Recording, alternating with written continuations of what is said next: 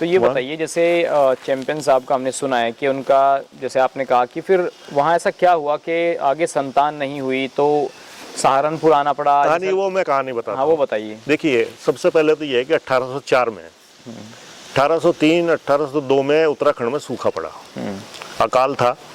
तो नेपाल के राजा ने उस हालत में आक्रमण कर दिया और मतलब जीतते हुए यहाँ तक आ गए।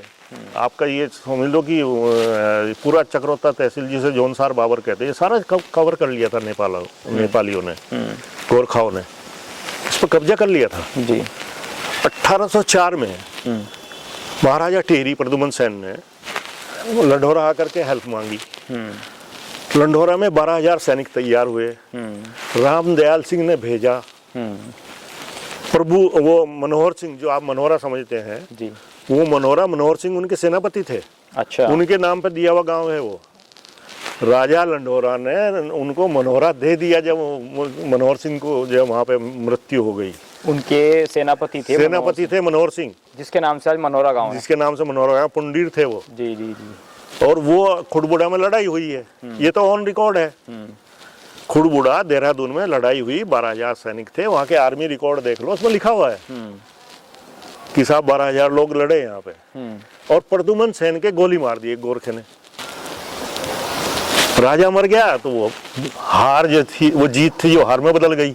अच्छा, वो जो राजा थे प्रद्युमन सेन, उनको गोली लग गई। प्रद्युमन सिंह, उनकी डेथ हो गई। प्रद्युमन शाह, हाँ, टिहरी के महाराजा थे जी जी। उनकी मृत्यु हो गई तो वो लड़ाई हार गए। उसके बाद फिर तैयारियां की है, फिर अंग्रेजों से हेल्प ली जी। अंग्रेजों ने महाराजा टिहरी से आधा पौड़ी ले लिया, कुमाई जिसे कहते हैं आप जी।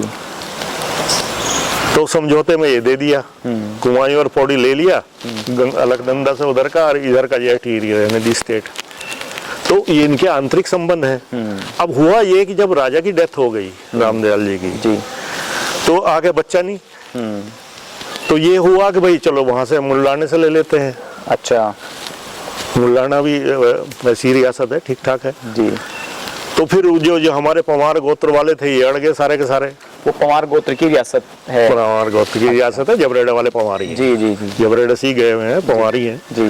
तो वो रियासत थी, तो इस पर पवार हो गए कि नहीं साहब पवारी बैठा कर आ जा। तो अच्छा, तो फिर ये हुआ कि साहब वो रानी साहब आई यहाँ पर, ये ढूंढा इनको, जो है बलवंत सिंह जी को गोद लेके चली गई।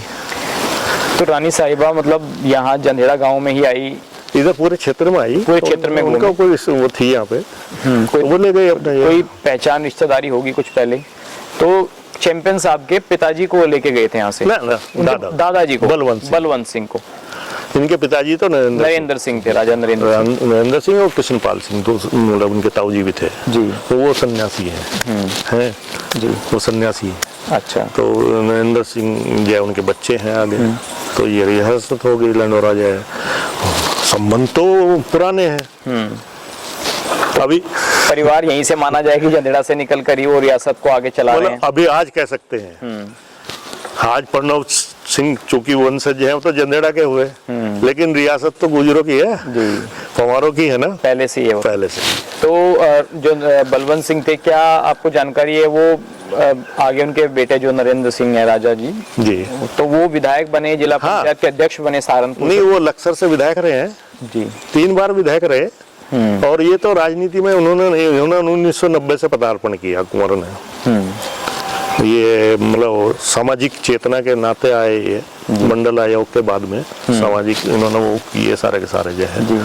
कुंवर साहब बूढ़े हो गए थे जी, तो ये बाद में आए। अब वो जो आजकल की स्थिति है वो बड़ी अजीब सी भी विडम्बना सी है। एक तो ये है कि चूंकि राजा साहब है, अब इस देश में लोकतंत्र में राजा को वैसे ही कोई बर्दाश्त नहीं करता। आम आदमी भी राजा से वो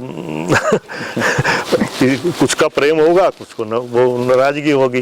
तो वो प्रणव साहब जो है वो उनकी खुद की अपने राजा साहब वाली आदतें हैं सारी की सारी, उसे ज्यादातर कोई पसंद नहीं करता राजा वाली आदतों।